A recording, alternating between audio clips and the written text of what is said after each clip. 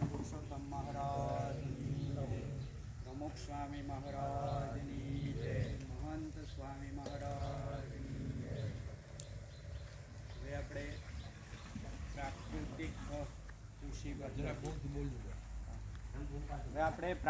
કૃષિ પદ્ધતિ એમાં આપણે જે શરૂઆત ક્યાંથી કરવાની હોય તો પાયાના ખાતરથી, કે ધારો કે પાયાના ખાતરમાં આપણે કેમિકલમાં ડીએપી વાવીએ છીએ, યુરિયા વાવીએ છીએ, સાથે પોટાશ વાવતા હોય, એની જગ્યાએ આપણે પ્રાકૃતિકમાં શું કરવું તો ઘન જીવામૃત શરૂઆતમાં એ 1 એકરે આપણે 200 કિલોગ્રામ આપણે ચાલજો તમે તૈયાર કર્યું જ છે, આપણે બનાવો પ્રેક્ટિકલ માટે તમારે, અમારો તો આખો જથ્થો બનાવેલો જ છે. તો આપણે એ શરૂઆતમાં એ વાપરવાનું. પછી બીજું કે જે આપણે ખોરાક માટે કે આપણે જે પાકને તંદુરસ્તી આપવાની, મજબૂતાઈ લાવવાની છે, તો ઘન જીવામૃત અને જીવામૃત આ 2 વસ્તુ વાપરવાની છે.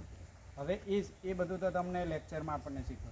હવે આપણે શું કરવાનું છે કે પેસ્ટિસાઇડ અને ડિસીઝ એટલે રોગ અને જીવાત માટે અત્યારે આપણે જે પ્રેક્ટિકલ ખાસ કરવાના છે અને જે તમને પ્રત્યક્ષ બતાવવાના છે કે ભાઈ રોગ માટે શું કરવું, જીવાત માટે શું કરવું. તો ધારો કે ચૂસિયા જીવાત છે, લીલા તળિયા છે, મોલોમસી છે, વ્હાઇટ ફ્લાય છે, તો આનો ઉપદ્રવ થાય ત્યારે શું કર. પછી લશ્કરી ઈયળ, લીલી ઈયળ, કાબરી ઈયળ, ગુલાબી ઈયળ, આ બધી અનેક પ્રકારની ખાવધરી ઈયળો આવે, તો એના માટે આપણે શું કરવું. તો આપણે પ્રાકૃતિક પદ્ધતિમાં આપણે પહેલું એક આપણે અસ્ત્ર તૈયાર કરીશું, બ્રહ્માસ્ત્ર. તો બ્રહ્માસ્ત્રની અંદર 20 લીટર ગૌમૂત્ર લેવાનું છે અને 5 પ્રકારની વનસ્પતિ લેવાની છે. એમાં તમારે લીમડો, ધતુરો, પછી સીતાફળ, જામફળ, કરંજ, પપૈયા, બીલીપત્ર એવા 10 પ્રકારની કોઈ પણ હોય, પણ એમાંથી 5 વનસ્પતિ અને એ તમારે છે કિલો 1 કિલો પાંદડા લેવાના, ક્રશ કરવાનું છે. અહીંયા તમારે પ્રેક્ટિકલ માટે હવે તમે આમાં છે ને 5 લીટર ગૌમૂત્ર નાખો, નાખી દઈશું માંથી.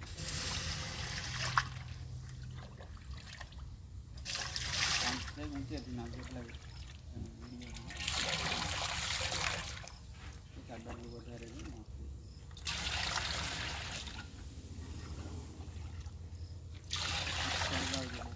હવે આ સાઈડમાં હા એકાદ નાખી એના સાઈડમાં લઈ લો. હવે જે પેલી બધી વનસ્પતિ છે ને આપણે ક્રશ કરી છે બધી, એ આ બધી લઈ લો. હલાવવાનું કે ડાયરેક્ટ નાખી દે? ના, ડાયરેક્ટ. હવે આ છે ને બતાવો, પાંદડા બતાવો, બહાર કાઢો. જો આ બીલીપત્ર છે, આમાં જો આ લીમડો, બીલીપત્ર, ધતુરો, પપૈયા અને બીજું શું છે અને કરંજ, આ 5 વનસ્પતિ. એ કોઈ પણ 5 વનસ્પતિ આપણે જે વધારે આપણે રોગ જીવાતમાં કંટ્રોલ કરતી એ આપણે વધારે ચોઈસ કરવાની. કે ધારો કે સીતાફળ વધારે કામ કરે, ધતુરો વધારે કામ, લીમડો તો ફરજિયાત, કોઈ પણ વસ્તુમાં લીમડો ફરજિયાત વાપરવાનો છે. તો આ 5 વનસ્પતિ મિક્સ કરીને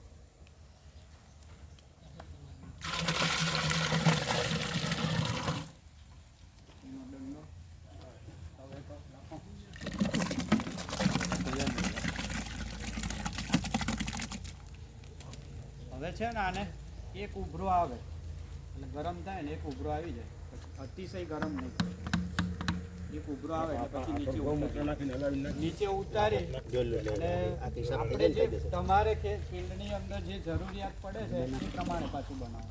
આ 20 લીટરમાં હોય, 40 લીટરમાં હોય કે 60 લીટરમાં હોય, તો એને એ પ્રમાણે માપ. તમને 20 લીટરનું માપ કીધું ને કે 20 લીટર તમારે ગૌમૂત્ર લેવાનું છે અને કિલો આ બધી વનસ્પતિ વાપરવાની છે, 5 પ્રકારની.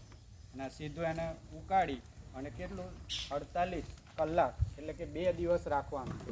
2 દિવસ દરમિયાન 3 ટાઈમ તમારે હલાવવાનું છે અને પછી સ્થિર થઈ જાય પછી 2 દિવસ પછી ગાળીને એનો ઉપયોગ કરવાનો છે. ઉપયોગ કેવી રીતે? જો 15 લીટર પાણીનો પંપ હોય એની અંદર 250 થી 500 ml નાખો. એ સીધા આપણે તમારે ચૂસ્યા પ્રકારની જીવાતો, નાની ઈયળો, એ બધામાં જ કામ કરશે. બ્રહ્માસ્ત્ર, આને બ્રહ્માસ્ત્ર કહેવાય છે, બરાબર. અને બીજું, હવે આપણે પ્રાકૃતિક પદ્ધતિની અંદર ખાસ કરીને કોઈ પણ જીવાત કે રોગ આવ્યા હોય તો એક ધ્યાન રાખવાનું છે, કાલે પણ કે આનો સ્પ્રે કર્યા પછી તમે બીજે દિવસે એનું નિરીક્ષણ કરવા જશો, ઓબ્ઝર્વેશન કરશો કે ભાઈ જીવાત મરી કે નહીં, કંટ્રોલ થયું કે નહીં. તો જીવાત મરી નહીં હોય. શું થાય? ભૂખી રહે, ખાઈ નહીં ખાય, હા. ભૂખી રહે. ભૂખી રહે, ભૂખી રહે એટલે એટલે ખાવાનું બંધ કરે. ખાવાનું એટલે બંધ ધીમે ધીમે 2-3 દિવસ થાય. એમાં આપણે કેમ કોન્ટેક્ટ પોઈઝન, સિસ્ટેમિક પોઈઝન, એની અંદર આપણે કેમિકલમાં આવે છે ને કોન્ટેક્ટ પોઈઝન ને સિસ્ટેમિક પોઈઝન થાય.